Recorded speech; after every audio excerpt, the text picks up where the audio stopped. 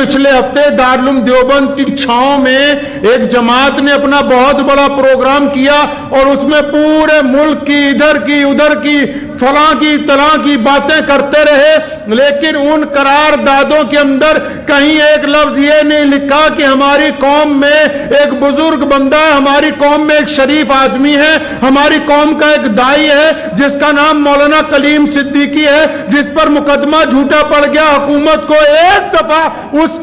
इस इजलास के अंदर एक दफा इन मौलवियों ने करारदाद पेश करके हुकूमत को नहीं कहा कि हमारी बात सुननी चाहिए, हमारे साथ ज्यादती हुई है। लेकिन दावा है कि हम हमदर्द हैं कौम के,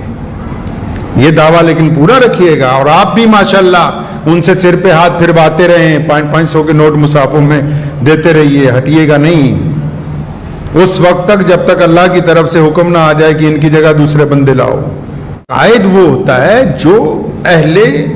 इक्तदार के सामने, जो हुक्मरानों के सामने अपनी कौम के दुख दर्द को रख सके। चमचों और लीडरों में फर्क होता है।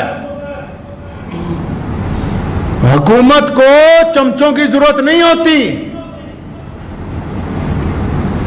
हुकूमत कोई भी हो, सरकार कोई भी हो, चमचे तो जब कहीं सरकार बनती बहुत सारे आ जाते, लेकिन आपको ये राज की बात बताऊं, हुकूमत को चमचों की जरूरत नहीं होती, हुकूमत को लीडरों की जरूरत होती जो आके बता सके उनको कि जमीन पर क्या अच्छा चल रहा है, क्या बुरा चल रहा है।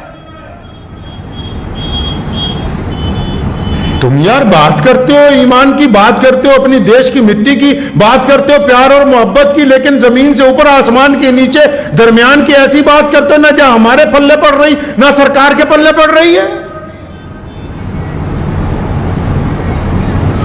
अगर आप ये कहते हैं कि हम मुसलमानों के नुमाइंदे हैं, तो आपको अपने काम करने से पहले नुमाइंदा, अगर मुसलमानों का नुमाइंदा बनना है तो अल्लाह और उसके रसूल सल्लल्लाहु अलैहि वसल्लम के हुक्म के मुताबिक बनना होगा। आपकी मर्जी नहीं चलेगी।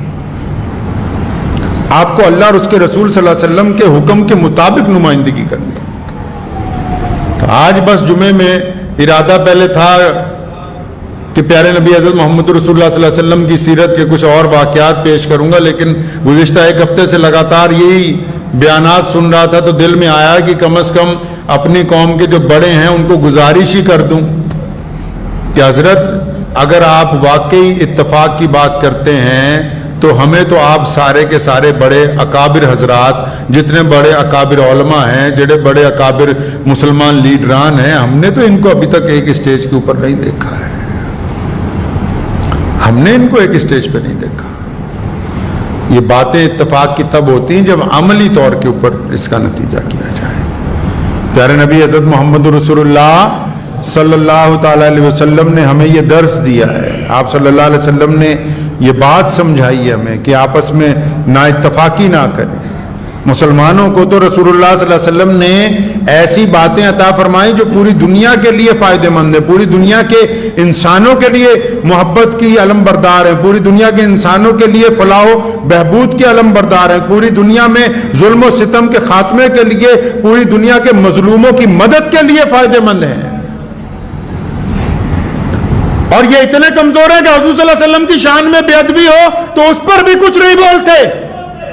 जबकि इनको पता है कि पूरी कायनात में मुसलमानों को अपनी जान से, माल से, हर शय से ज्यादा अगर कोई कीमती हमारे नजदीक है तो सिर्फ और सिर्फ हजरत मोहम्मद रसूलुल्लाह सल्लल्लाहु ताला अलैहि वसल्लम की जात किराम है।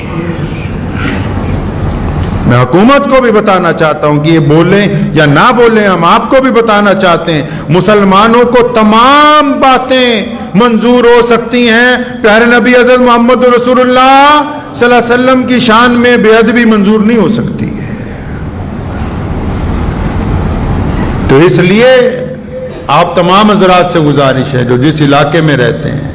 कि जो मुसलमान लीडर, जो मुसलमान मौलवी इत्तफाक की बात करे तो पहले उसके किरदार में देखें कि क्या वाकई इसमें कोई इत्तफाक वाली बात है भी कि नहीं है। अगर ये मसलक के अंदर ना इत्तफाकी में फंस गया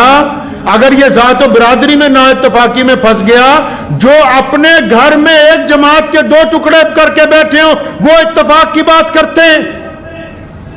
جو مسلک کی بنیاد پر دوسرے کو غیر مسلم قرار دے دیں وہ بھی اتفاق کی بات کرتے ہیں۔